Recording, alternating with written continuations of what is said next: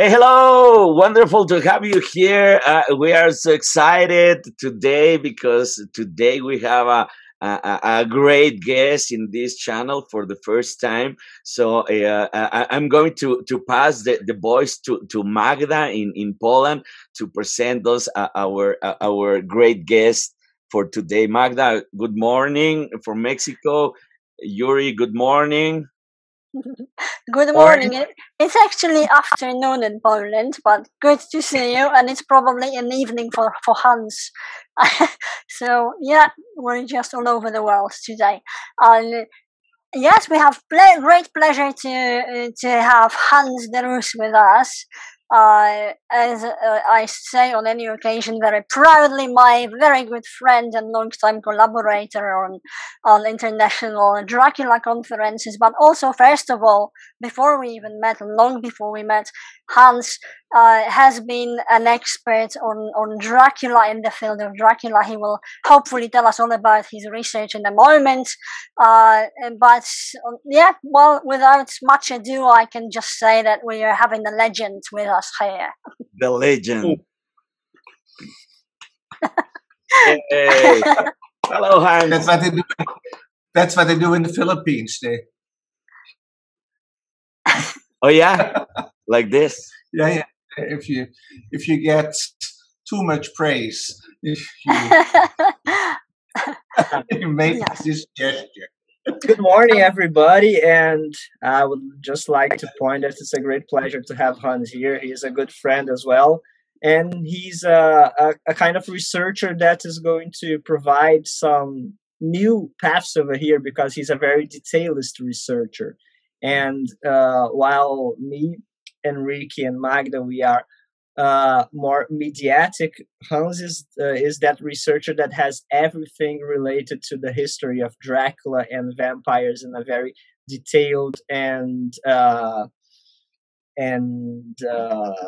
dedicated way. So he's that researcher that knows every little facts, and it's always great to talk about Dracula with Hans because sometimes we have something wrong, and Hans is going to be that person who's going to correct us. I need to tell that from my point of view in Mexico, Hans the Roos is like this the father of Indiana Jones character in the movies. You know, this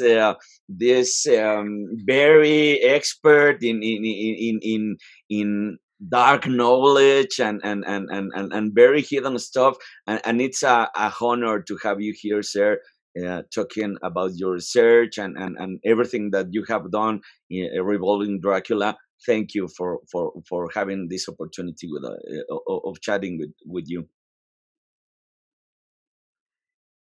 Probably what we need to ask Hans now is because I haven't mentioned I could encounter and list everything that you've done, started from discovering the lost version of Dracula and translating it, preparing the book that you're working on now. But we would be really happy if we could hear about all this from the first person.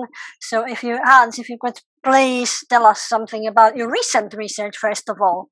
Let's start with what you're up to right now, because the internet is buzzing and we're all waiting and looking forward for this book of illustrations that is coming. So if you could please introduce your project, that would be really interesting for us and for the viewers, I hope. Sure. The internet is really a problem in the Philippines. I just managed to upload my video clip about my crowdfunding project. And this crowdfunding project is about the drawings that were made as illustrations to the Swedish Dracula. As some of you may know, Dracula was translated several times, and one of the first translations appeared in Sweden in 1899, and it was also a very radical modification. So the plot was changed, but the extra that the Swedish version gives, apart from the plot extras, is that there are drawings, 150 pen drawings, that give a very lively portrait of Harker, of the Count, of Lucy, of Mina, of all the persons and the actions that are happening in this modified version. And my goal is to publish these drawings in a book, and to print it, I need some contributions because it doesn't pay to print only one copy. It's better to print 100 or 200 or 300 copies. So the more people join this campaign and buy in on the book, so the better and faster we can realize it and show you these pen drawings from 1899. I look at some of the illustrations and they are awesome. The feeling of the era is in the drawings. Being a graphic designer myself, I can feel the pen who was drawn as a tool to make this illustration. It's an awesome book. Thank you. I love the drawings myself. That's why I spent a lot of time with them. I started with scans from the newspapers, but of course, paper is not very high quality, so we had to do a lot of restoration of the lines, and then I colorized them. So that work is done. But the next thing is to raise the money then for the book to publish it. Mm-hmm. So, where can we look for this campaign to contribute? It's already running right now. It's running on Facebook already, and now that I've finished and uploaded the video, I will start it also in Indiegogo. Okay. So it will be parallel, and the period will be shorter. Instead of 6 months, as I initially announced, it will be only 2 months because that's the maximum period. Okay. And then we will print the book in one way or another, either in offset with hardcover or maybe digitally with a soft cover. The drawings will look great. That I won't negotiate on, but maybe some of the features of the book will change if we cannot collect the 100 contributions that I'm needing. But we have already 20, just over 20 in just 1 week. So I have good hope that we will raise enough money in 2 months. I will add the links to the campaigns and to the video in this video, so people will have the opportunity to contribute easily. Yes, you have to just share the video that is here in the chat, and the link to my website. The information is right on the front page. There are PayPal buttons, euros or dollars, so you can choose which currency. And it's already running. It's already getting ahead since a week. That's wonderful. Hans, so how did you come across these illustrations? Because how did it all start? Because all I know is that they are with you, that you've done a lot of work on them, but how did it start? Where did you find it? It's another of your discoveries. I have to go back a little bit further, because the real question is, how did I find the Icelandic text? Yeah. Because before I found the Swedish text, I found the Icelandic text. Yeah. And that led me to the Swedish text and got me involved in that. I was planning to write an article about the Icelandic preface, because Stoker claims that everything in the book is true. And I knew that there was a publication by Dalby. Was it Robert Dalby or Richard Dalby? Dalby. He published the preface, and he also published the original Icelandic text, but I wanted to double check on it if there was maybe some problem with the translation. And by Googling the Icelandic, found that it was a Icelandic newspaper serialization that already appeared 2 years before the book was printed. Then, next step, translating all the Icelandic, learning Icelandic, and after 3 years the book is published, 1 week later, someone from Sweden sends me an email, says, hey, Powers of Darkness also appeared in Sweden, also by Stoker. Probably the Icelandic version was based on the Swedish version. And you can imagine I was quite crushed and crashed by this news, because we had been working on it and trying to find out if there was any direct relation between Stoker and Valdemar Asmussen. Then someone comes up and say, hey, I saw this before in Swedish.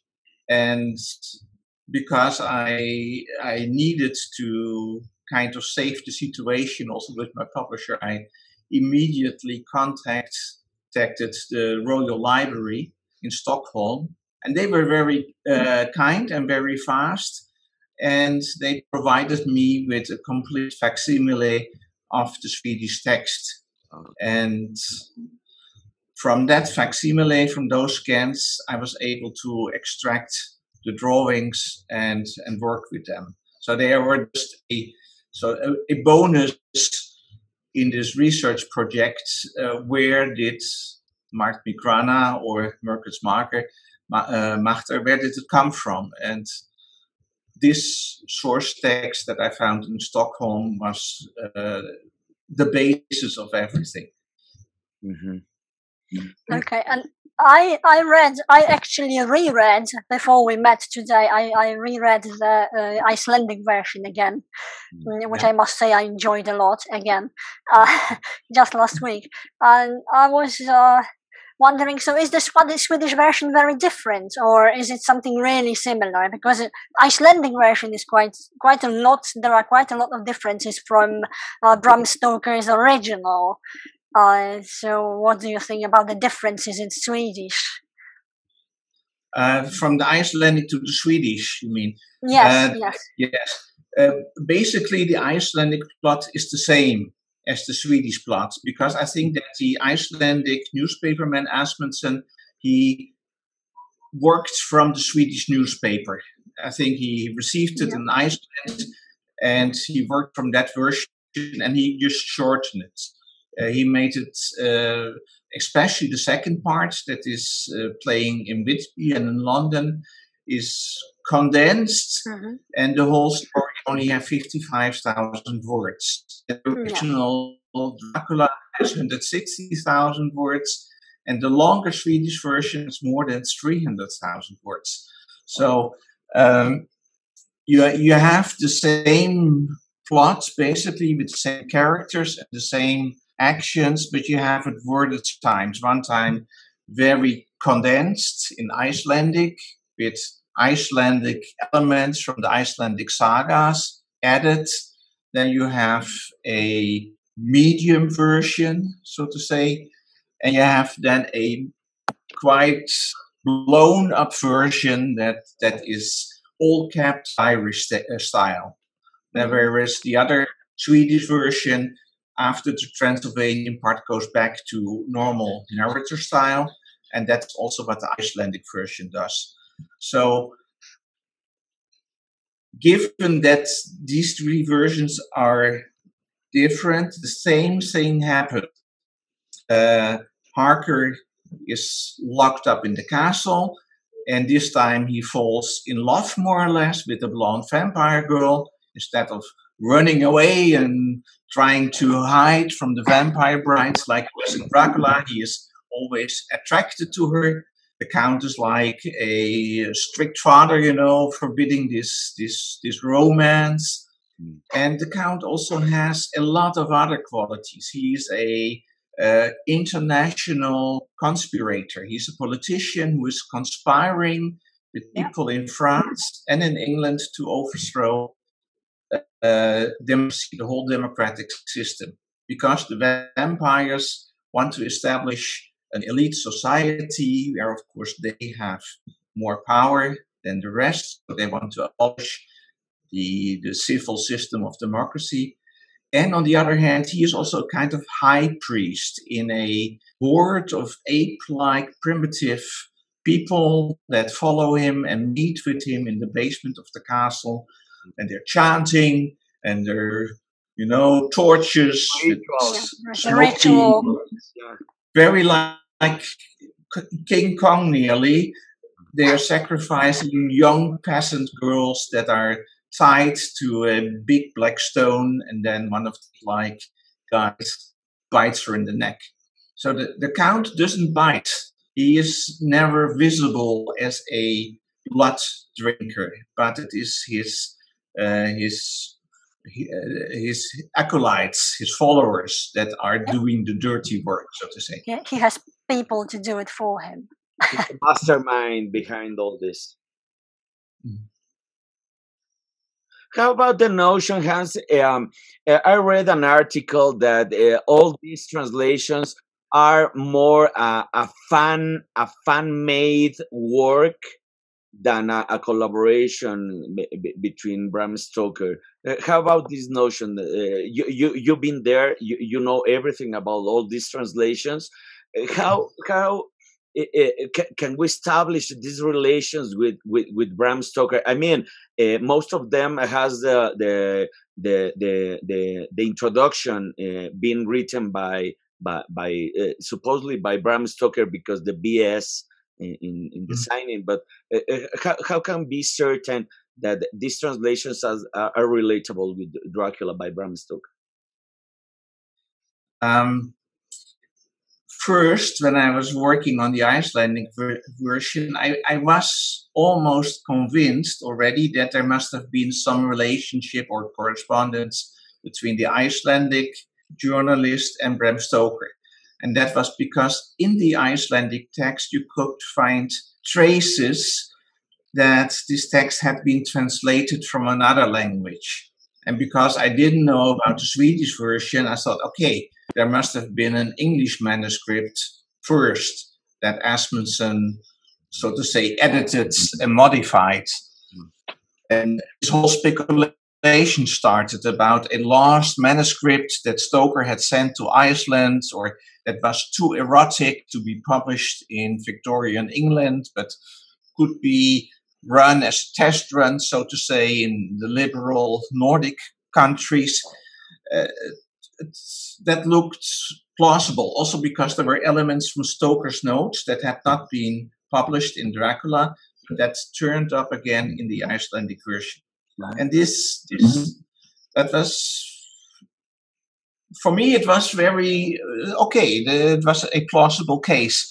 But then, when we discovered, or when Richard Berghorn came up with the Swedish text, then it became clear that the translation was not from an original English manuscript, but was a translation from the Swedish, because Asmundsen also spoke Swedish, Danish, and Norwegian. And then I was not so sure anymore. And what gave the whole construct a big kick is when I discovered that the Swedish preface, which is a bit longer than the Icelandic preface, that the Swedish preface for a big part was copied from the memoirs of a priest, a Lutheran priest who was serving in Stockholm, just a few steps away from the place where the newspaper was made, and who had published his memoirs about his life and his connections with the royal family. Published his memoirs 3 months before the serialization in Dagen started. And you can see line by line how elements from this preface, from these memoirs, have been copied into the preface. And also other elements, the idea of looking at the horizon where you see a fiery sunset from the top level of a palace. It is described in the memoirs of Bernard Wahlström, when he describes a fire in Stockholm. People go up to the top floor, to the gallery, to watch the fire, and then the daughter of the queen comes down and meets a white lady, so to say, a ghost white lady. Exactly the same happens in the Swedish version, and this is carried over to the Icelandic version. So I thought Stoker could not read Swedish, so he would not have even the opportunity to plagiarize lines from his preface from the memoirs of a Swedish priest that had just been published in Sweden. So this plagiarism, this transfer, must have happened in Sweden, I think, by a Swedish person. And I cannot imagine that Stoker would just nod it off and say, oh yes, go ahead, just copy the memoirs of that Swedish priest and put it into my preface and then sign it with my name. I think he was too lawyer and was too much aware of intellectual rights to go ahead with such a procedure. So that ends up with my suspicion that the whole production was made in Sweden, that it was a piracy, and Stoker never ever even knew about it. That doesn't make the drawings bad, but the distinction between Stoker and Sweden is something that I would like to uphold. But I know there are other opinions. I know that Richard Berghoorn from his side is building up an argument that would prove that Stoker was involved all the same. Oh, yeah. Yeah. This is very Yuri. Yeah, go ahead. And, this is very interesting. Translation. Sorry, yeah, I'm interrupting you. This whole story of these translations, they remind me of an essay from Walter Benjamin called "The Task of Translator," that he talks about this characteristic of every translation being a new piece of work because of the subjective of the translators and because of some linguistic barriers. We can see in Portuguese, we can see this case very emblematic in Freud's essay Das Unheimlich, for example. We don't have a good translation for the word unheimlich in Portuguese, so we use words that are not as polysemic as the one in German. So this is very common for us in the academic field to notice these aspects. And when Benjamin was talking about this, he was probably talking about literature and academic texts. But Dracula is a new case. He was not thinking about Dracula when he talked about these polysemic characteristics of a translation, because it has this fun fiction aspect as well that Enrique and you were pointing out.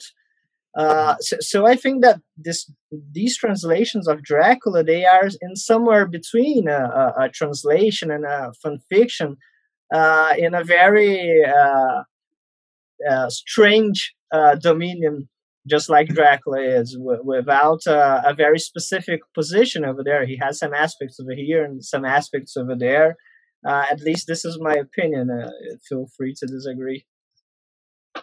Yeah, you're right. I mean, there's of course a linguistic barrier or difference between Swedish and English. And you also see that the Swedish editor, he added elements of European history, whereas the Icelandic editor, Asmundsson, he threw that out again and inserted elements from Icelandic sagas and Icelandic history.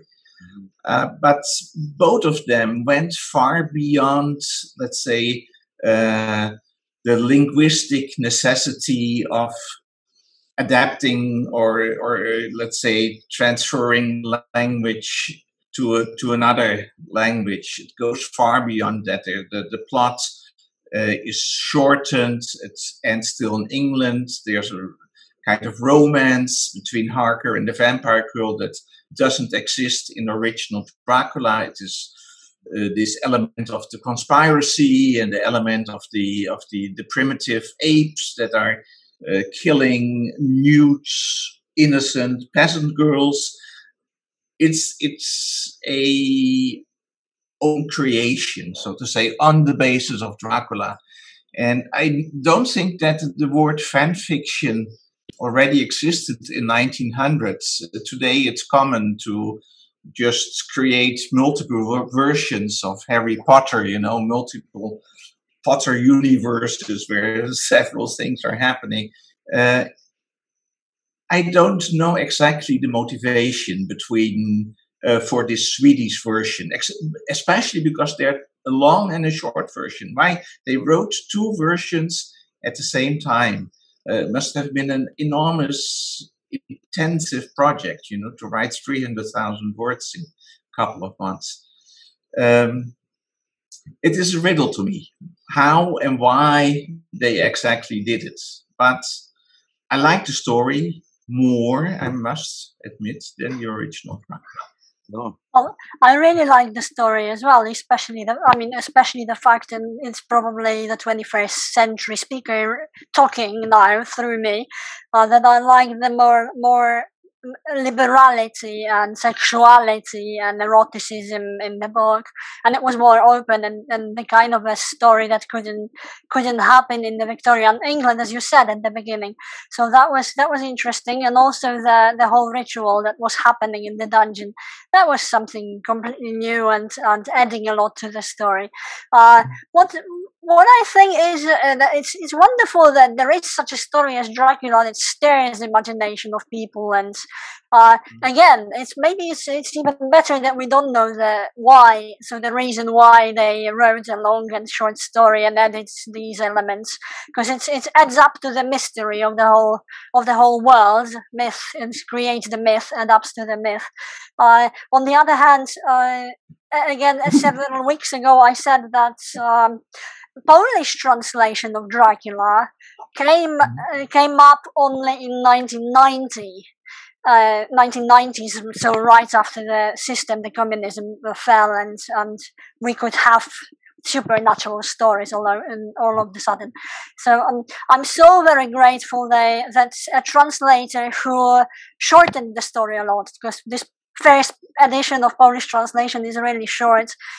It's like 100 pages long, and Van Helsing, for instance, is very insignificant, small character. He is mentioned, but doesn't really play a big role in the story. I'm so happy that the Polish translator didn't decide to add elements from communist Poland to the narrative. That would be so bad. So in a way, it's a nice, interesting thing when it happens at the very beginning, right after the Bram Stoker's Dracula was published, well, in the Victorian times, or right after it. But I'm not so sure if it would be the same if someone was doing such a thing right now in the contemporary times. Well, I'm actually quite sure that would be awful. Yeah. It's okay on screen, I suppose, but not in literature. That's my opinion.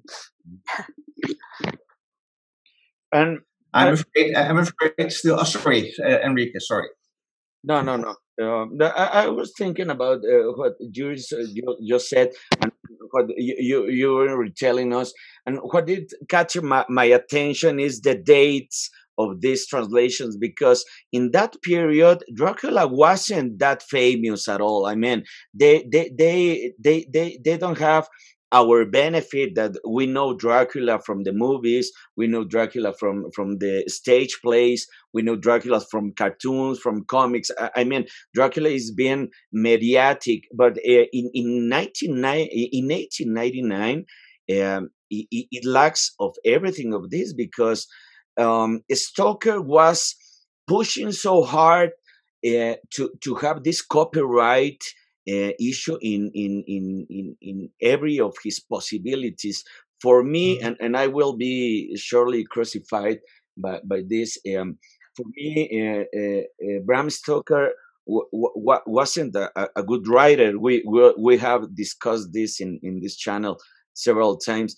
For me, Bram Stoker was like a content producer. If we think in these days terms of what we are doing right now, we need to be content producers, and he was very multidisciplinary guy, because he was part writer, but he was a part theater producer, but he was part a lawyer, no, and this multidisciplinary background of him was the first motor of the first gasoline to expand the narrative of Dracula. It's very Bram Stoker driven, this expansion of the narrative.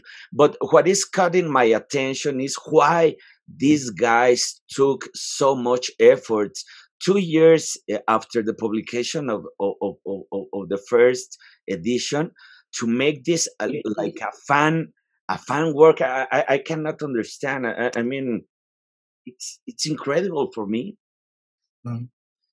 Maybe I can throw in one thing that's not I researched, but John Edgar Browning. He has been researching the press comments on Dracula. And there's always been that myth that the press was very critical and it was just seen as a mediocre work. But John Edgar Browning found out in his book, The Critical Feast, is that the reviews were much more positive on average than we have believed until now. And that Dracula was really perceived internationally, especially by press people, as something, okay, that could become a hit, could also become a hit in our country. And what I tried to present 2 years ago in Brasov, already 2.5 years ago in Brasov at our conference, is how the press from 1890 on started to internationalize, so that newspapers would be sent from one country to the offices of the other newspaper in the other country, how the telegraph would work, how content would be duplicated, syndicating articles, syndicating fiction. That was a movement that started in 1890 with the building of the International Association of the Press. And my suspicion is that the Hungarian version that already started in 1898, on 1 January 1898, so only 6 months after the publication of Dracula, that the Hungarian version may have triggered the Swedish version. Because these two newspaper bosses, Brakosi in Hungary and Solman in Stockholm, they knew each other. They had met at these international press congresses. So maybe this was a very early form of syndication where the Hungarians just made a strict translation, and maybe the Swedish guy said, okay, if he can do it, we can do it as well. Maybe we can do it even better. Let's try to make this a content. It's just content producing as well. That is helping us to sell our newspaper. Because that was very important at that time, to bind readers to your newspaper by a kind of feuilleton. You know, every week there's a new part of it, and it was a commercial strategy. So Dracula, in a way, was an advertisement. Yes, also for Asmundson. He presented. He had lots of stories. They ran for half a year or something, or 6, 7 months, 8 months. Then came a new story, and they were advertised, and you could get even an extra reprint copy of the whole story as a bonus if you would subscribe. And the same was in Sweden. You could get reprint copies of the collected newspaper editions as a book bonus if you would subscribe to the newspaper. So at that time, novels were often serialized, and it helped newspapers to bind the readers to them. So maybe that explains something about the enthusiasm in Sweden. But it never came to a real book publication. You mean the Hungarian version? Is it the Hungarian version? Hungarian version was published as a book. Oh, right. End of 98. Simone Burney from Pisa, he found that copy in the State Library in Budapest. But the Swedish version was never printed as a book. The people could cut out the pieces from the newspaper. They were printed so that you could fold them, so that you had little booklets of 4 pages. And if you would bring that to a bookbinder, he would connect that, combine that to a book, the edges, give it a hard cover, and then that was the book we have been talking about from Sweden, so to say. The people would do it like a do-it-yourself project. No, right, that's interesting. And is it? But I presume it's published now.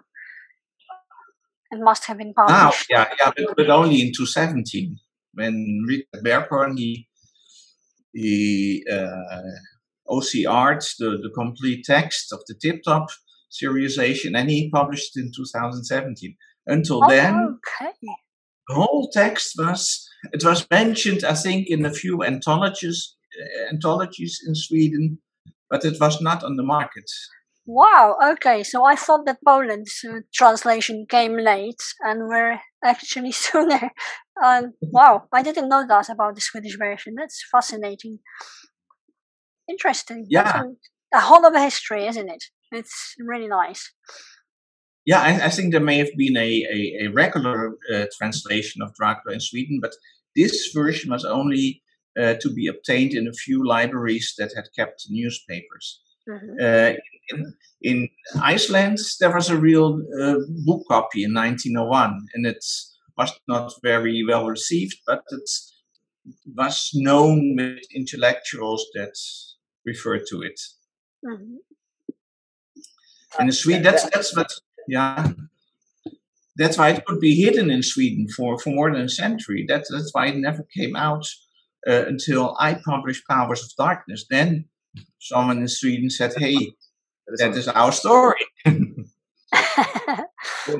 Hans, there's one very particular thing about these translations that aroused my curiosity a lot. That is these rich and very rich differences that they have, and this almost new mythological creation that they propose.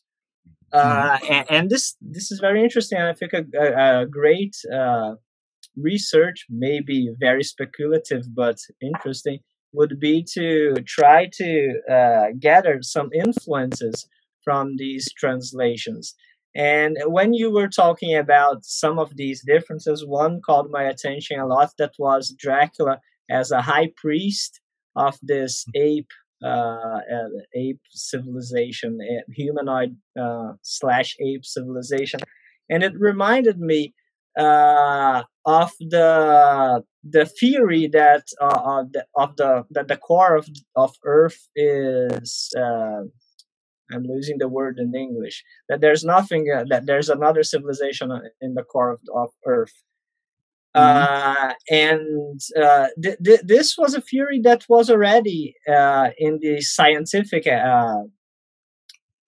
academic part since the 1800s, and literature got this a lot. So we have these. We normally have, or in one side we have the introduction of very advanced people living inside the core of Earth. Or on the other hand, we have these hypotheses of monsters and ape-like civilizations and all of these things inside of the core of Earth. So I was very interested. Do you think that maybe this has any reference taken, or do you think it's just some fabulations that I proposed over here? It's very well possible. The point is, we would have to look into the heads of the editor or the creator of the Swedish version, and we don't even know for sure who he is. I have a theory that it is Anderson Edenberg, but we don't even know who this person was for sure. But I think that's the editor. He must have had a very broad cultural knowledge, writing about opera, writing about paintings, writing about ethnological phenomena. So if there was already a stream, so to say, in fiction to talk about apes from the core of the earth, he might have been aware of that all the same. Another influence, I think, this were the 1890s. It was the peak of colonialism and nationalism in Europe and the UK, taking over all the world and looking at other people as primitive, as ape-like. You know the theory of Darwin, that people may be descendants of the apes, and how he was ridiculed and attacked for that. So the idea that primitive people look like apes, behave like apes, I think was also very common already in this period. Now, today we would say it's racist, but at that time it was the mainstream thought of the day. Yeah, probably it's a better hypothesis. I was looking through a very romantic hypothesis, but the truth is that probably they were just being good old racists from the mainstream culture. Possibly. The third thing is that these ape-like followers, they are inbreeding because they're a closed clan. So and the Count explains that they only marry within the clan, that they want to keep the blood pure. So this inbreeding may also have led to a kind of degeneration, which is also a very important theme of the Victorian age, the fear of, let's say, falling from the peak of civilization and degenerating into something primitive. So that's also a strand that may have played a role here. Wonderful. There's a concept developed by a professor in the U.S. Who's called Henry Jenkins of the participatory culture, in which everyone can participate in expanding a narrative. Dracula has been evolving from the publication to our times, because there are so many artists, there are so many authors, there are so many translators doing their own. I don't want to say fan work, no, because Nosferatu it can be qualified as a fan work of Murnau from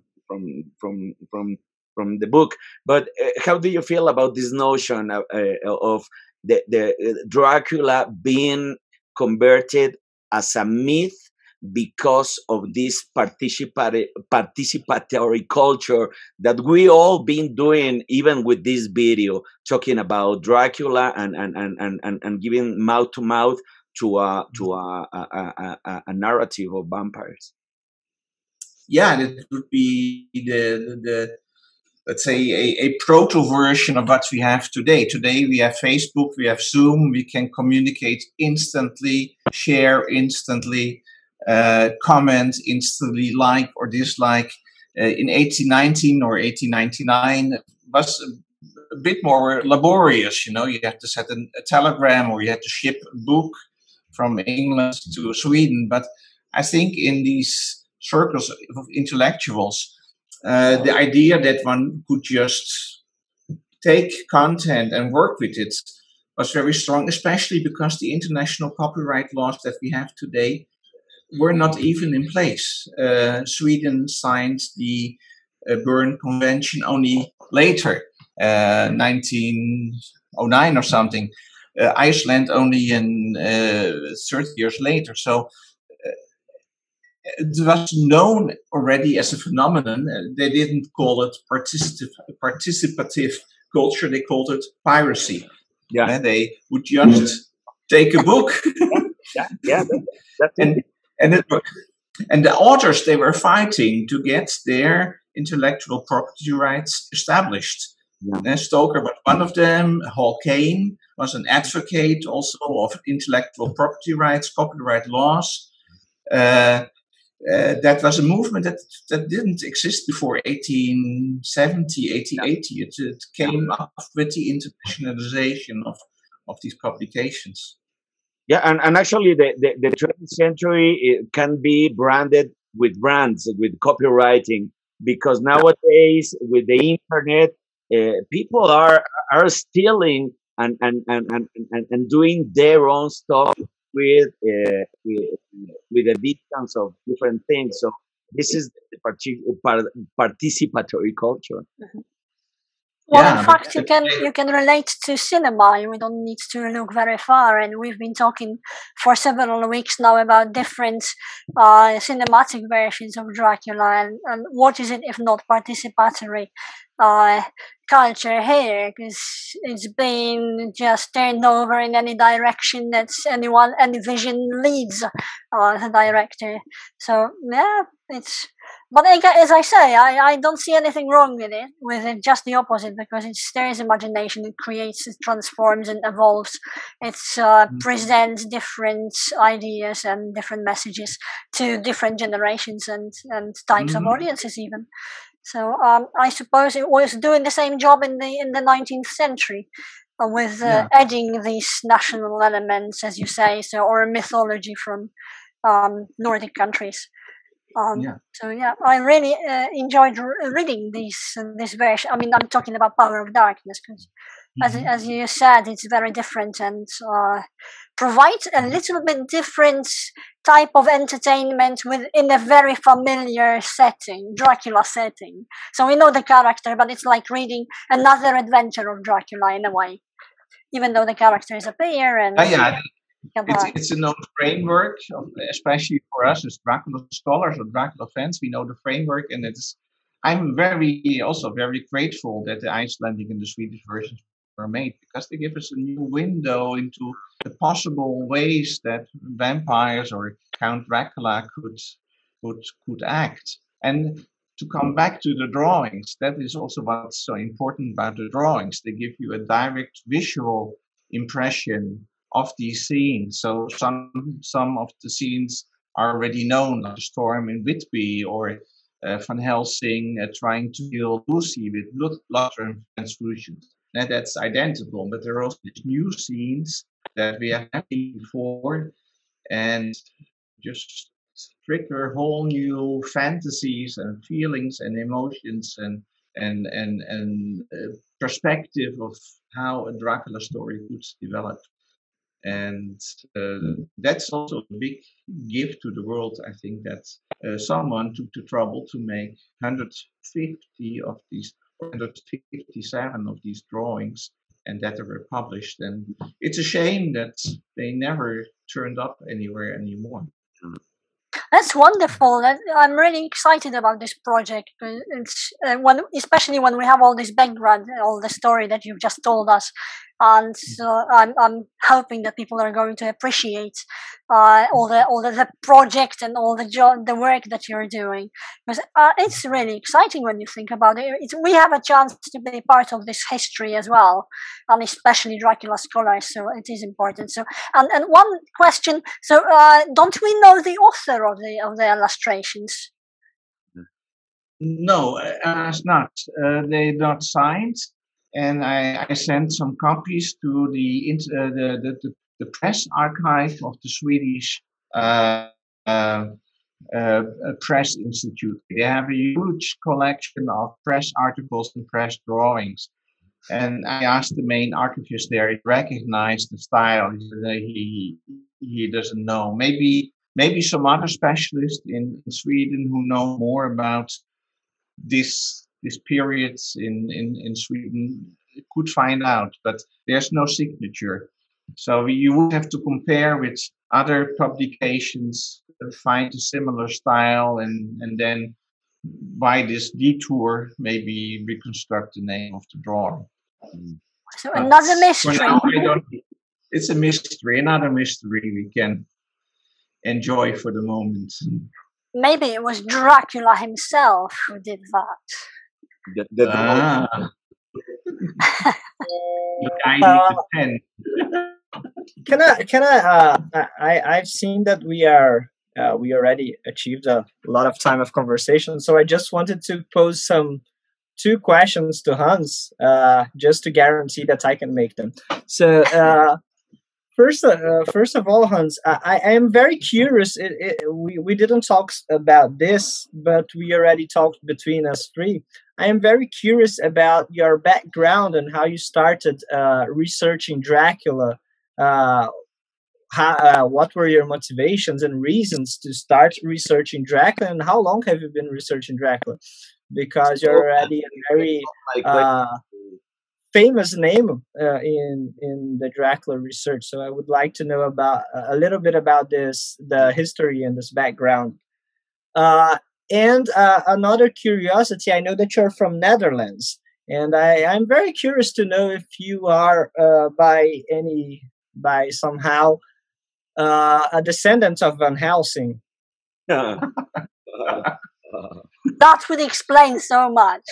Yes, That yes. would explain so much. There's a very short answer for that. The name Van Helsing does not occur in the Netherlands. There's no one. Don't say that. he was a foreigner in Netherlands. Yeah, maybe he was from Germany. We don't know for sure. There's no one in Holland called Van Helsing. So it's Was just visiting the Netherlands. But I did a lot of research about trying to find out who Van Helsing was, and I published about it in Amsterdam in a literary magazine. So that is my 50 cents of wisdom, that he may be based on an Amsterdam psychiatrist who was specialized in hypnosis, had a hypnotic clinic that opened in 1890, and his partner, Frederick van Eden, was also a quite famous writer in Holland who cooperated with Heinemann. Heinemann, publisher in London, who was again a friend and business partner of Stoker. Maybe because I came to the story because the great-grandson of this psychiatrist, Albert van Rentergem, he claimed that his grandfather had been the model for Van Helsing.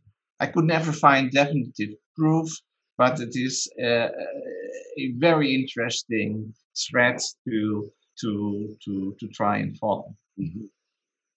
No. So your answer is you're not related to Van Helsing, or don't we know that? Not that we know. The Rooses go back to Switzerland, to Lugano. Okay, so there might be a connection. The oldest known Roos comes from Lugano, and he emigrated to Holland in 1617 or something like that, and changed his name and had many children. So, no profession. How about the first question of Yuri? Because I was about asking yourself the same one. How do you came across Dracula in the first instance? Okay, long answer. First, of course, you know Dracula is a household name, and I saw the movie, Coppola's movie. I think it came to Munich in '92 or '93, and I watched it, and I was fascinated by this spin on Dracula. And the whole romance and the whole tragedy of Mina and Prince Vlad from Sahid, you know, falling in love and not getting together, and she being the reincarnation of his lost wife and so on. So I had always this story in the back of my mind. And then in 2010, I already had my studio in Munich. I did a lot of photo projects based on literature, like Edgar Allan Poe, fairy tales, Alice in Wonderland, Decameron, Thiel Eulenspiegel. And I met a young woman in Austria. She wanted to do something with a story from the 19th century, some dark story. And we talked about Jekyll and Hyde, but in the end, we decided for Dracula. So if we had not decided that, I would now maybe be a Jekyll and Hyde specialist instead of Dracula specialist. And we started shooting in 2010, 2011. I thought first I make only some scenes with Mina, but then the rest of the whole entourage were added as well. We had 40 photo scenes, and I published that as the Ultimate Dracula, as an illustrated Stoker novel. And okay, and when I was making the layout, I said, okay, I need some preface, and it would be nice to have some maps in the book so that people can see where it is taking place. But then I found out no one knew exactly where Castle Dracula was. And there was one article by two American geographists, and it was full of errors and misunderstandings. I said, okay, shit, I will find out where it is. And it took me 3 months. And finally, I could pin it down and even find it back in Stoker's notes, the confirmation of my theory. And well, then I thought, okay, I've half a year. I can take my millstone home. Let's do something with it. The book was published. I published in Sweden, in Linköping, 2 articles. Then I also found something out about the identity of the counts, that it was not Vlad the Impaler, but most probably Michael the Brave. And with that, I wanted to show the world, look, this is what I found out. You have been talking about Vlad the Impaler for 50 years now. He was not the one. You have been talking about Castle Dracula. Here it is. And at the beginning, it was very difficult to get any attention for it. I'm very surprised to hear that I am in Mexico. My name is like Indiana Jones. It's a big flattery for me, because in the beginning, no one would publish about it. I had a distributor in England for the Ultimate Dracula. We sent it to 50 newspapers. Location of Castle Dracula is discovered.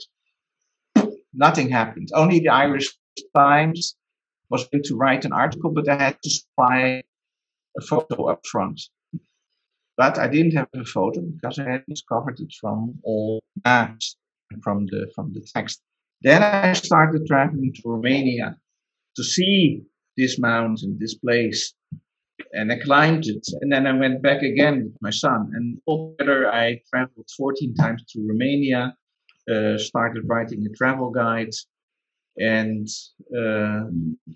just got more and more involved, just by curiosity and also by stubbornness. Just to, you see, like Elizabeth Miller, she says, people are writing so much nonsense, just like that, without checking anything.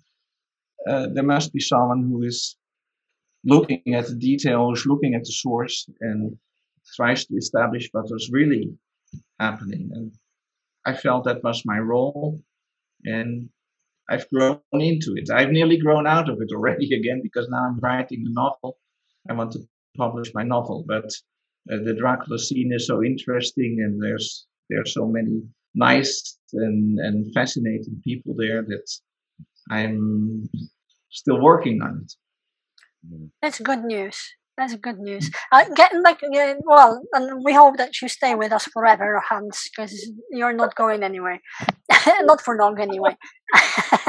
But getting back to what you're saying, that no one was interested in publishing all those discoveries that you did at the first, when they were first published. Well, you were suggesting and you were proposing quite revolutionary theories and ideas. So I can imagine that after 70 years talking about Dracula, people would be unwilling to accept that actually the castle Dracula is somewhere else, or that Dracula himself is someone else. That the discussion was happening for ages now that it's comparing Dracula to Vlad Tepes and this connection. And it's actually something that we have in our mind culturally as well, in pop culture. So all of a sudden there is a completely new theory, which is reasonable and quite possible, and the whole Dracula world is shattered by it. So yeah, I can understand that it's not easy to accept. But for anyone who wants to check all these theories, Hans's website actually there are information about all of these discoveries. I will add the link in the description also for people to reach out your webpage. Because again, I looked before we gathered here. I looked at your website again, and saw that there is a little map showing precisely the location of Castle Dracula as you describe it, and there is the whole essay about who Dracula might be and how he's probably not Vlad Tepes, and and all sorts of interesting information. Not to mention all the information about this illustration book campaign, which I think is really an interesting, fascinating thing we should all subscribe to, because it's so important that it happens. It's another brick into the history of Dracula that should that is important because it's an early visual representation of Dracula, and there aren't so many. No, there was only one cover of the Hungarian version where Dracula looks like an old man with a beard and teeth. It looks a bit like a scary Santa Claus. That's the only illustration. The book covers of the Royal edition where Dracula is climbing down the castle, they came only later. So Sweden really was taking the lead here. Yeah, and they did it very well. Yeah. That is one of my theories of the fading of the Stoker work in the media. It's the lack of proper images of the original work, because images are so powerful. I mean, we get the image of Bela Lugosi because of cinema, and we relate Dracula with the Lugosi look because of cinema. So images are so important. I have this theory: if Bram Stoker had pushed harder for having his visual representation, his work will be more present this day. Let's say that. Yeah, sure. I always wondered about why he didn't push the theater version, for example. He could have done it. He had offers already as early as 1898, 1899 to produce it in the US, and he didn't follow up on that.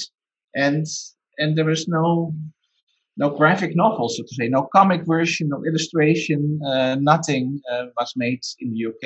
And he really would have put his mark on the story more, of course, if he would have established a visual presentation already. Yeah, that happened with Sherlock Holmes. I mean, Sherlock Holmes was very illustrated at the time of the publication. Mm-hmm. Yeah, and Sherlock Holmes, he was family of Bram Stoker. They were cousins, so he surely would have had this possibility if he would have followed this up. There was this Pamela. Don't ask me the name. That wrote made the writer tarot cards. Pamela. Yeah. Coleman Brown. Yeah. Or Coleman Smith. Yeah, she was actually a very good friend of Bram Stoker. Yeah, and she could have done this work for him because he was published in the US and was quite famous in her own name. But I don't know. He was a drawer himself. He was one of the co-founders of the Dublin Sketch Club. But he was actually a good painter. Well, if you're the founder of a sketch club, I would assume that you can have an affinity with the medium, and he knew a lot of painters, all these pre-Raphaelite painters. I think we lost Hans. Yeah. I think we might have, yes. Well, anyway, I think that we've spent quite a lot of time here talking, so maybe Hans will reappear, but it was fascinating conversation and the session in general. This And was again, an awesome conversation, Magda. again, I apologize for Hans was warning us about the possible loss of internet because he is in the Philippines and these things happen a lot. But we were lucky anyway for quite a long time. So even if he's not with us here, I would like to thank Hans very much for turning up and for another stimulating portion of information and discussion, and maybe something that we can follow in the next weeks in our meetings as well. Definitely, we will do that. Yuri, nice to have you back. Yeah, Hans fell. Yeah, we lost Hans he's He's lost in the Philippines. he's lost The internet went down. So yeah, maybe he was lying. Maybe he is Van Helsing's descendant, and Dracula was back to fetch him. And he just called him to, yes, he had to stand to duty. That is correct. I don't believe a word of what he said about his lack of connection to Van Helsing. And I have never thought about it. So thank you, Yuri, for that question. It's so simple, of course. Guys, it was great. It was such a pleasure to have Hans over here, and too much knowledge and too little time for us to ask him questions. It was great. Thank you very much, Magda, for bringing Hans, and thank you, Enrique, for providing the space for us to chat. Wonderful. And thank you for having us again. One thing, because before you ask, Enrique, for the final word, I'm going to talk now, without even your request. So I'm really hoping, because still there was quite a lot of noise around Power of Darkness when it was published in 2017. This is this Icelandic version of Dracula that Hans discovered and translated as well. And then it went quiet, and I think it's a little bit too quiet because it's such a great book, and it's still available even on Amazon. Very easy to get a hold of a copy, with the introduction of Dacre Stoker and John Brown and Hans as well. So he's explaining how he came by this version. So if you are not familiar with it, really go and get it, because it's worth it. It's a great volume as well. Hardcover, fantastic. It's amazing work. Definitely. Another thing that Hans mentioned is this Ultimate Dracula, which was actually the photo story, and that one is available as well. It's fantastic. It's really, it's big. I was about to ask if that book is still available. Nice to I think so. Again, I'll ask Hans, but I'm pretty sure it is, because I saw it on Amazon, I think, several years ago. I will definitely have a look on that one. And you have the whole novel inside, so it's Dracula by Bram Stoker, but also with the separate edition. The main project was the photographic project illustrating the whole Dracula, and Hans's son Floyd took part in it. Yeah, wonderful. As well. Wow. Aside many other characters that appear, and these are fantastic photographs, so something really worth checking up. Definitely. And of course the coming project, this Swedish Dracula illustrations, because this is happening right now, so please, if you can, guys, go and help, because it's something. I will put all the links of the Kickstarter and all these links in the subjects of this video, because so many people will be interested in that. Yeah, thank you very much for this session and for an awesome week, guys. Thank you so much. Thank you. Thank you, guys. Bye. See you next week. Bye.